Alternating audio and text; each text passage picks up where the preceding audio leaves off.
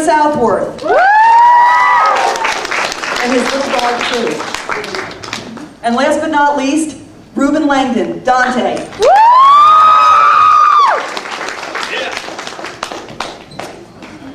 Dude, that is totally my seat.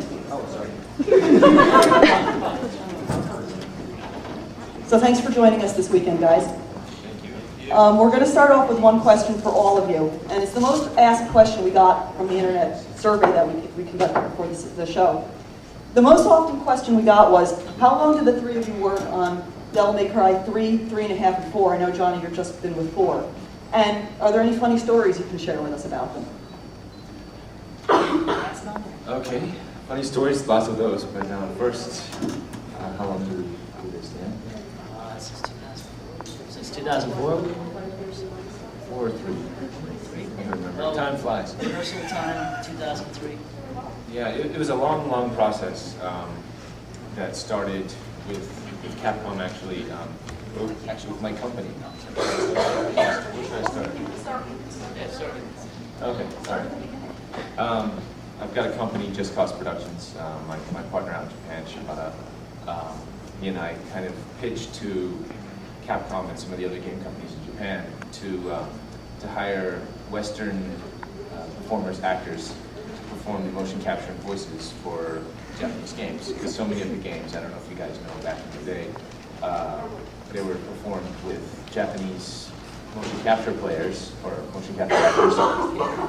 Yeah, the first, oh, there we go. The first two. The first 2 games, actually, were the motion captures performed by Japanese actors, and then the voices were dubbed over by English voice actors. And not only with Devil May Cry, with many games coming out of Japan, you get this kind of what I call a bad kung fu movie effect. Bad kung fu movie dubbing where the voices and the movements don't really match. So what my partner and I did, we noticed that, and we pitched to Capcom and some of the other game companies out there in Japan to what we call the Gollum effect, which you guys know, I'm sure, Lord of the Rings Gollum, where Andy Serkis really kind of took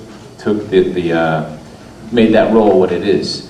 So anyways, we pitched to them that. We did a couple tests with Biohazard Resident Evil Outbreak series.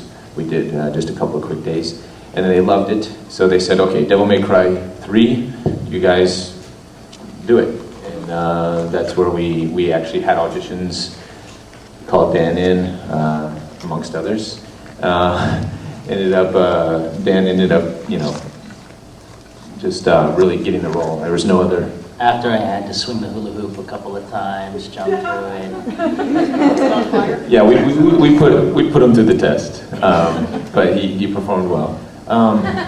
And that was this whole process started, I think, back in probably 2002, 2003.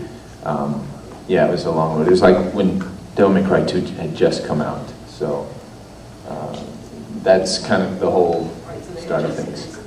As soon as Devil May Cry 2 came out, the wheels already started for 3. Yeah, they were already thinking about 3. 2 was kind of a rush job. I don't know if you guys know. It was Capcom is kind of not even admitting that they did that.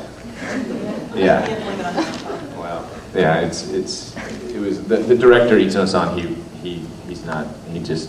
He says that never happened.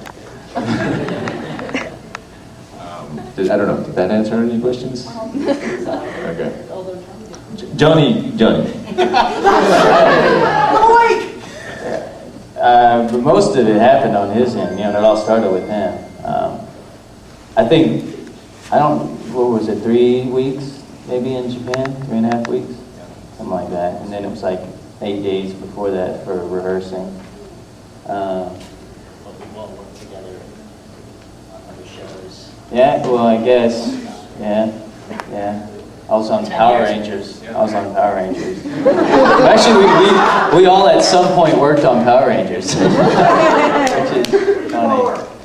Yeah, definitely. Yeah, Ranger Power. Yeah. Power to the Rangers. The Power Ranger. Yes, dangerous. Yes, that's his new name, Dangerous. Hey, Kiba, yeah, most friend. It's awesome. You drew that? That's amazing. That's really cool. Yeah, because he is old.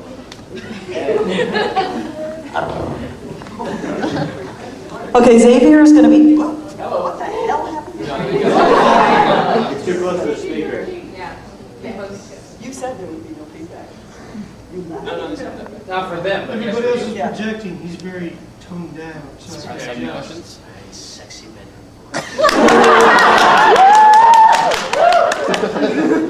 Okay, so Xavier is going to be taking some questions first from the press row, and then we'll be taking 2 questions from the audience, so get your hands up in the air. Get some questions? That's so silent.